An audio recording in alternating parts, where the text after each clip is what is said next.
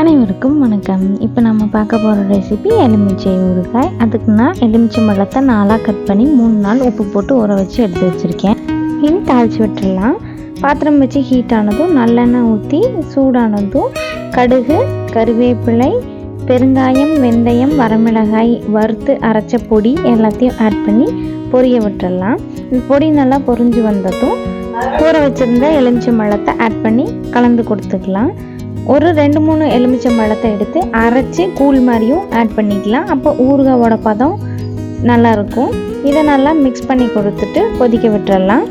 நல்லா கலந்ததும் தேவையான அளவு உப்பு ஆட் பண்ணிவிட்டு மிக்ஸ் பண்ணி கொடுத்துட்டு காரம் பத்தலைன்னா ஆட் பண்ணி கலந்து கொடுத்துக்கலாம்.